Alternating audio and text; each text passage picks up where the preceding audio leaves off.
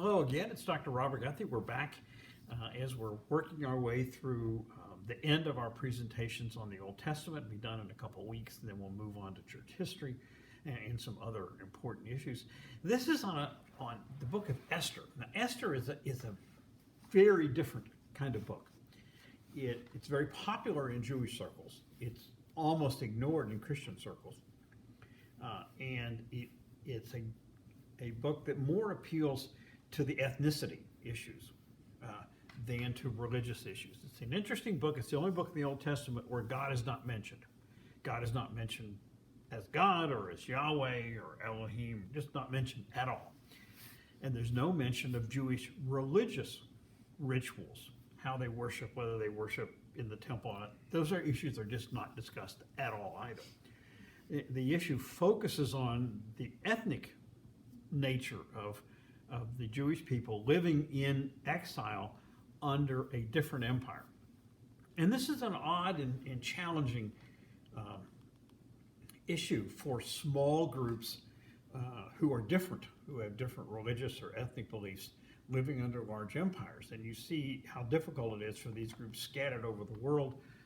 The Christians in the Middle Eastern countries, Syria and Iran, Syria and Iraq, and places like that are very difficult in Egypt. The Jewish people have had a long history of struggles around this, being abused by the Christian rulers in Russia and Germany and France. And it's different here in the U.S. We'll discuss that at the end. So the focus of this, part of the popularity of this book is that they're associated with a springtime festival called Purim, which is really an ethnic rather than a religious festival.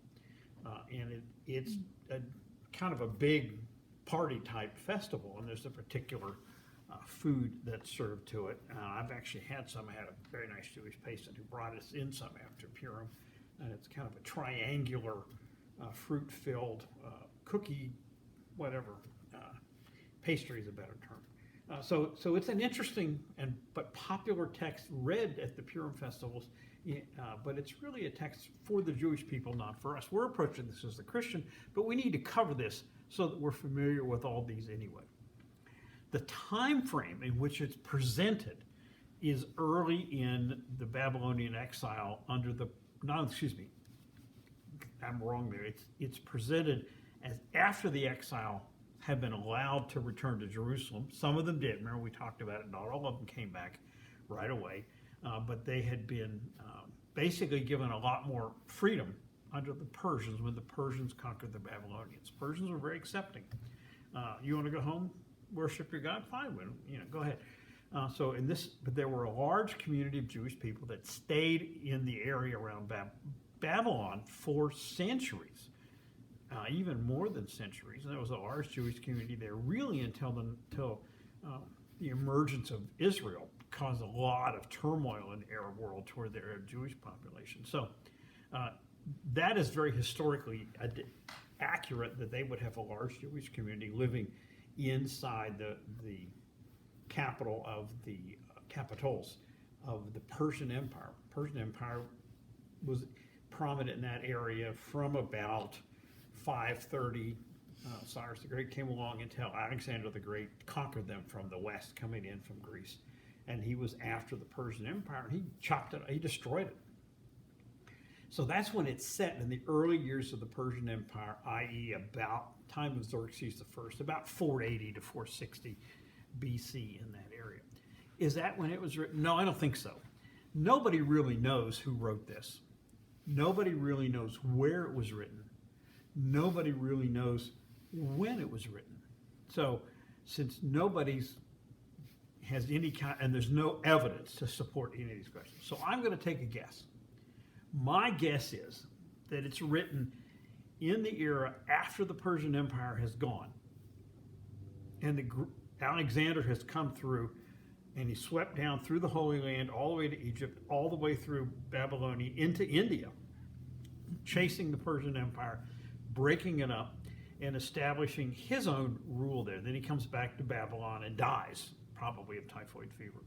And so I think and then when they lived under the Greeks as opposed to the Persians, the Greeks expected you to become Greek, to adopt a Greek language, which they did, to adopt Greek culture, and there was a lot of turmoil around that because Greek culture was extremely different than Hebrew culture, and they expect you to abandon your old religion and adopt the Greek gods, which are based on nature, fancy versions of the nature gods. You have storm god and a sea god and a moon god and a god of dawn and a god of war and a god of lust and those kind of things. So there was a lot of pressure, sometimes overt, sometimes covert, on the Hebrews to adopt Greek style. So this will show up when we do the Maccabean Rebellion in a couple weeks. A lot of pressure. So my guess is, this is a guess, so I can't prove anything. It's probably written during that era when they're feeling under duress, under this pressure to adopt and become Greek rather than Hebrew. But there's no evidence to support this. This is just me having an opinion. Like I said, this is not a religious book at all. No religious festival in it. There's no discussion of religion. They don't mention God. But there's an interesting question. Without those religious things, why is this book in the scriptures? It's an interesting question, isn't it? And there was a discussion with the Jewish scholars between 100 BC and 300 AD as to whether this book actually belonged in the scriptures or not. You can debate it because it has no real religious meaning whatsoever. But it's got very strong cultural and ethnic issues and support and enthusiasm. So there's a lot of enthusiasm for it now. So I think it's harmless that it's there. But there was a legitimate discussion that they should remove it from the Old Testament in that era, around the Christian era. Remember that the Bibles didn't firm up as to what really was going to be included and what wasn't for a long time. And it wasn't that they had a big council and voted things in and things out. No, it is an evolutionary process. So there was a push to evolve it out, but it really didn't happen, and then it kept it in. It's, as I said, it's not a religious group. It's a very valuable ethnic group. It's not an issue that has a lot of impact here in the U.S., where the Jewish community is well integrated into American society, which was a deliberate thing from the development of Reform Judaism, which we'll talk about at the end, much more than they are in many other cultures, and particularly in the Middle Eastern cultures.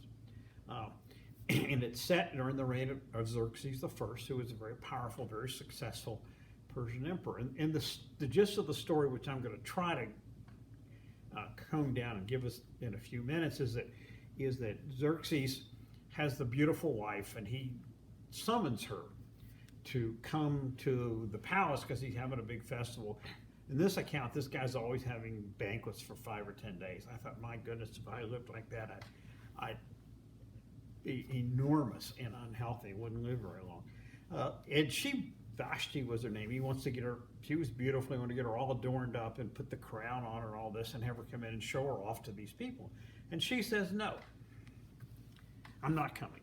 And I thought, wow, that's a lot of nerve, because these societies were totally male dominated, and this guy is the king, and you really couldn't argue with the king. Well, he doesn't take that from her. So he has a meeting of his counselors, and they basically say, oh my gosh, if you allow this to happen, all the women in the empire are going to stand up to their husbands and not be subservient to their husbands like they are. I just laugh. Most of those women weren't subservient anyway. And even in societies that are truly male dominated, the women usually have much more influence, often indirectly, than the men are even care to admit. So I kind of chuckle at that one, that there's going to be this threat that had these female revolting. So he puts her aside, just puts her back in the harem and leaves her there. So she gets her own punishment, and he decides to search the empire for all these beautiful young virgins and bring them in, and they'll spend this whole process getting beautified, and he will pick one from that who most pleases them. Okay. Again, it has a lot of fictional overlay. This, I guess this is possible to happen, but it sounds, this empire ran from Egypt all the way over into India. That would be tough to gather the women up from all over and get them there. So that then they gather them, and there's this 1-year process where they beautify them, etc. And he chooses Esther as his to be his new queen, not knowing that she was Jewish. She was an orphan who was raised and essentially adopted by her uncle, a Jewish guy named Mordecai. Now, Mordecai is well established in the empire. He works in the government office building. They call it a chancellery in my translation, but it's kind of the government office building. So he's part of, or immediately peripheral to, the government power structure. And in his situation, he hears a couple of people plotting to kill Xerxes, the emperor. I remember we've talked about before, if you're one of these absolute monarchs, the biggest threat was not the foreign kingdoms, but it was your male relatives and your generals, people that could kill you and overthrow you. So he tells the authorities about these two guys, and they get a quick execution. And he's comfortable in his position there. And then a guy comes along named Haman, Haman, and he's the bad guy of the story. And he is, by the account, the last descendant of the Amalekites. Now, the Amalekites were a southern Judah tribe, non-Hebrew tribe, from southeast from Jerusalem down to where Saudi Arabia is now. And Moses fought them, Joshua fought them, and King Saul beat them, thrashed them, and they hung around a little bit, and then King Hezekiah, if you remember the guy we talked about who held the Assyrians off at Jerusalem, built the tunnel, it's still there, Hezekiah's tunnel, he basically destroyed them. And this guy is supposed to be the last descendant of the Amalekites. So this becomes an ethnic issue. And he becomes favorable of the emperor, and the emperor gives him all this power, and he just loves it. He's eating it up. Oh, human nature is something else. Aren't we something as a species? And this guy's eating it up and going to be abuse people, and he gets mad at Mordecai the Jew because Mordecai won't bow and be submissive to him. And so he goes to the emperor and says, these Jewish people are something else. They're a small number. They won't assimilate. This is an issue that's been criticized of Jewish people for centuries. They won't assimilate. They have their own laws, their own religion, et cetera, et cetera. And so let's wipe them out. And the reason that Xerxes agrees to this is unclear. So Haman decides he's going to draw up this document and send it all over the 127 provinces of the empire. It's going to take a long time. And to liquidate the Jewish population. Mordecai hears about this, and he sends a message into Esther and said, you've got to, can you save us, basically? And because she's Jewish, but they don't know it yet.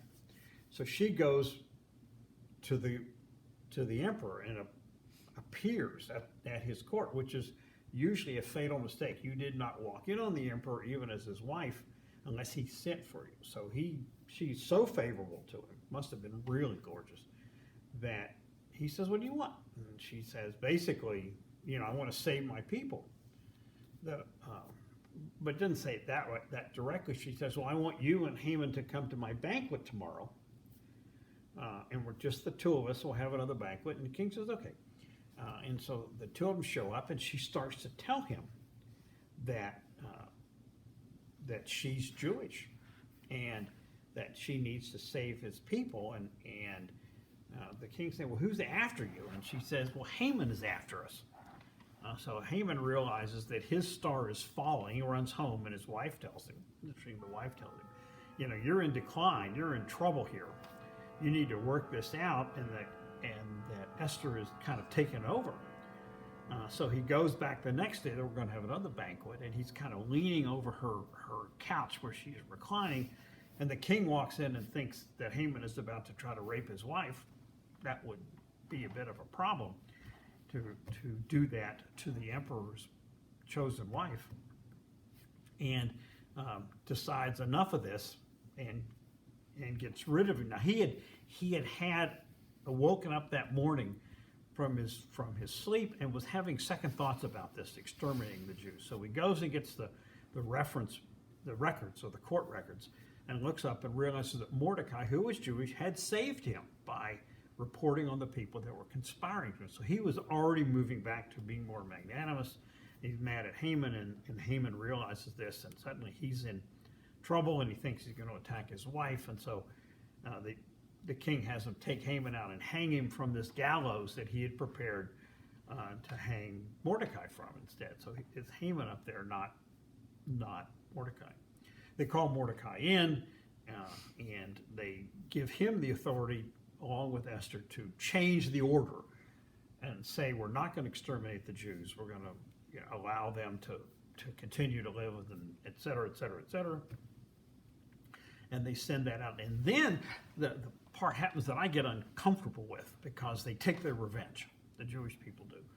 They take Haman's 10 sons and hang them up from the gallows. Then they go out and slaughter in numbers of people, thousands of people, who were their enemies all around the empire. 500 here, 500 there, 15,000 there, etc.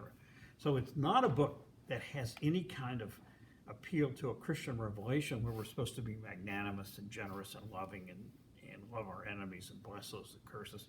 Has no relationship to that whatsoever. So it's really not used in Christian circles. And then they go through how they're going to create this festival to celebrate this over 2 different days, because that happened at 2 different days in the kingdom, and this has become the festival of Purim. Now, Purim. It's unclear to the historians whether Purim was a preceding festival that this is attached to, which is quite possible, that they have various festival times, that it's a spring festival, or whether it did spring from this kind of episode. My guess is that it was a previous festival celebrating the beginning of spring or something like that, and this was later attached to it. But this is where it's very popular. So the Purim festival is actually quite popular now, even in Judaism now, because it shows the ethnic survival, where they were going to be abused and going to be wiped out to a certain degree in this empire, and they were able to save themselves. Doesn't have God save them. It has them save themselves, and to maintain their community, and go on to success. Now, we don't have as much of an appreciation here in the United States as how difficult it has been for Jewish communities around the world. There is the description from Haman that they were a small group. They lived with each other. They do. That they have their own God, their own rituals, etc. This is all true. It's not as true here in the United States. But across the Middle East, they're an abused minority. Most of them have fled the Arab world and have moved to Israel. And their situation is very similar to what a Syrian Christian told me it was like to be a Christian in Syria. Christians are about 3% of the population in Syria. And that's the original Christian church. St. Mark is their founder. And he said, you really can't trust that if you get in a dispute with a Muslim, you'll always lose. He said, if you're in a squabble with a Muslim, you're going to lose. So he said, so you go to a Christian doctor, you go to a Christian auto mechanic, you go to a Christian home repair person, you stay inside your own community because you can trust those people and have a fair deal and not be abused. And I thought that's a very interesting observation. And it's true. I mean, he grew up as a Syrian Christian and moved here and told me this. And this was true a lot of the Jewish communities in Europe and Russia, in Poland, when they had large numbers of Jewish people. And they ended up living in, many times they were mandated to live in confined areas called ghettos, where they had to stay there. So it's been a challenge. American Judaism is quite different. And it's very interesting. A guy comes here in the 1820s, Erich Meyer Weiss, and he's a rabbi from Germany, and he senses when he gets here the freedom of America, that the Jewish people were coming here and they didn't have to live in a ghetto. They didn't have to associate only with Jewish people. They could do business with whoever they wanted to. And there was a lot of concern in the Jewish community. The very traditional, tightly controlled Orthodox communities had difficulty with that type of freedom. They were losing people. So he decides to to create a different kind of Judaism and link it together. And this is what became Reform Judaism. And he spent his life trying to link these congregations together around the country and to create a training ground for rabbis. And toward the end of his life, he's successful. And that's Hebrew Union College down in Cincinnati. It's the first Reform Judaism college. So here in the United States, most of the Jews, 90%, are Reform Judaism. They're not living in ghettos. They do business in the rest of the community. They have the option of going to being doctors and lawyers and all kinds of things. They've been very well integrated and very successful. They may have more Jewish friends than they do non-Jewish friends, but that's normal. You know, I have more Methodist friends than I have others. So it's normal, but so it's not an issue that we can understand very well, but it's very much a real issue in most of the world. So it's an interesting book that really touches on the difficulties of being a small ethnic religious minority in a difficult government that's not supportive, as opposed to here where religious liberty go at it. So that's the book of Esther. I've never heard it used in a Christian context, a sermon or Sunday school lesson, other than this kind of lesson, which is covering the Old Testament. So it's very interesting in that context and how different it is. But it's there, and we need to cover it. Now, we're getting toward the end. The next week will be Daniel. And Daniel's famous for the lion's den, which we'll read. But Daniel is an apocalyptic book, because Daniel's written much later when the Greeks are really in charge and they're really trying to oppress the Hebrews. So they're projecting all these end-of-the-world events like they do in Revelation. So if you're going for reading, would be Daniel chapters 1 through 6. That's the easy reading, Daniel, the lion's den, and all that. Chapter 8, chapters 10, 11, and 12. And you'll begin to get a feel for the apocalyptic. Apocalyptic is dealing with the end of the world and the great battle between the forces of good and the forces of evil. And you'll see this in Daniel. And we'll do that next week. This is Dr. Robert Guthrie. Thank you very much.